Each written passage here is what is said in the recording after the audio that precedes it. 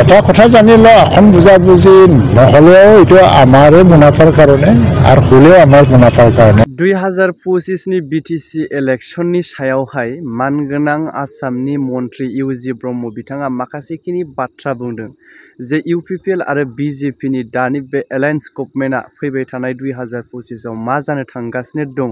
बिनि सायाव बिथाङा फोरमायथिनाय भिडिअखौ दसे उनाव नोंथांमोननि गेजेराव आं आबुङै होनो थांगासिनो दङ बेनि सिगां बयखौबो बरायबाय नैबे गोदान भिडिअनि गेजेरजों आरो लोगोसे जायफोरा चेनेलाव गोदानै फैदों अब्ला नोंथांमोना सापर्ट खालामनानै होनो हागोन जाहाथे नोंथांमोननि बेबायदि सापर्टनि गेजेरजों अरायसम आपडेट लाबोबाय थानो हानाय बायदि बाथ्राया बेनोखि जे BTC इलेक्शन फैबाय थानाय बियो जानो गोनां सेप्टेम्बर मासहालागै जागोन होननानै आसामनि CM बिथाङाबो फोरमायथिनानै होनायखौ हयथ' गोबाङानो मोनथिखाबाय जानांगौ आरो माथो बेसे गोबाव दंबावोना दा बेनि गेजेरावहाय जोङो नुगासिनो दङ जे BTC नि इलेक्शनावहाय मोनफ्रोमबो दोलो हानजाफोरखौनो गावखौ लानानै माने सिंगलै गेलेनायनि खोथा बुंबाय थानायखौ जोङो नुबाय थागासिनो बा नुबोगासिनो दङ निश्चय बयबो नाजादों एसे राजखान्थिनि फोथाराव गावनि दोलोखौ गोख्रोङै दिन्थिसारनांगौनि थाखाय गावनि बाहायनो हानाय पावार जितु भटार्सफोरखौ बोनो हानाय गोहोखौ दिन्थिनांगौनि थाखाय दिनैनि समाव मोनफ्रोमबो हानजाफोरानो सिंगलै गेलेनायनि माखासे बाथ्रा बुंथिबाय थादों दा बेनि गेजेरावहाय माब्रैहाय एलायन्स जाहैगोन होनोब्ला जायफोरा माने हारसिङै सरकार दाहैनो हाया जायफोरा दा सिंगल गेलेनो नाजादोंब्लाबो उननि समावहाय जिहेतु लोगो जानांगौ जाहैगोन दा बेनि गेजेरावहाय एलायन्स गभर्नमेन्टबो जाहैनांगौ जानानै फैयो दा जिहेतु बिथांमोना गावनि पावारखौ दिन्थिनो थाखायसो दिनैनि समावहाय सिंगलै गेलेनायनि बाथ्राखौ बुंथिबाय थागासिनो दङ दा नैबे जोंनि जिहेतुनाखि सरकार सोलिबाय थानाय बेथ' BJP UPPL नि एलायन्स गभर्नमेन्ट हिसाबै दा बिथांमोना सोलिगासिनो दङ नाथाय 2025 आव बिथांमोननि जे गोरोबलायनाय सरकार बियो थागोन ना थाया बेखौबो बुंनो हाया जिहेतु राजखान्थिनि खोथा बबे समाव मा जाया बेखौ दा बुंनो हाया बारा बोरै बारलाङो बेखौ जोङो सम आरो थासारिजों नुलांबाय थागोन जेखि जाया सानो 2025 आवहाय जों बर' हारियानो जिहेतु खौसे जानानै सालायनो हायोमोनब्ला नैबेबायदिल' बाथ्रा जाहैसिगोन नाथाय खौसेथिनि बाथ्रायाथ'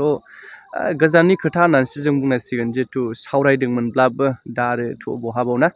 जोंनि गेजेराव जिबायदि थासारि सोरजिगासिनो दंखायो बेनि गेजेरावहाय मा बुंबावगोन दा रायजो राजाफोरा मा सानो मोन्दांथिखौ नोंथांमोना कमेन्टनि गेजेरजों नैबे भिडिअखौ नायनायनि गेजेरजों फोरमायहरब्लानो जाबाय सरकाৰৰ স্থিতিটো জনাইছে সেপ্টেম্বৰৰ ভিতৰত ইলেকশ্যনটো পাতিব পাৰে তাৰ কাৰণে election commission state election commission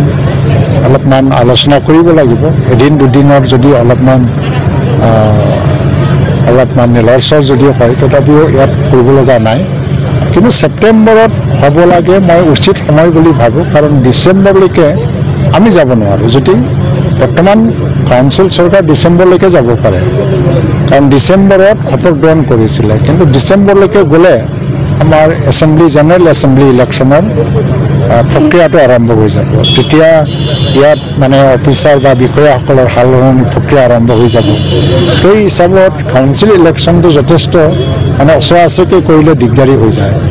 ছেপ্টেম্বৰত কৰক আমিতো সাজু আছোঁ ছেপ্টেম্বৰত কৰিলে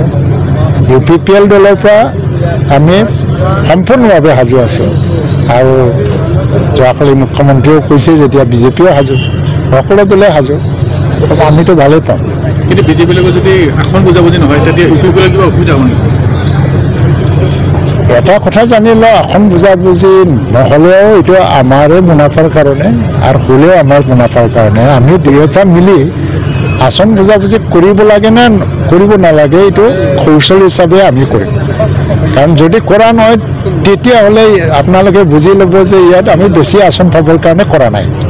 আৰু যদি কৰা হয় তথাপিও বুজি ল'ব যে বেছি আসন ল'বৰ কাৰণে কৰিছে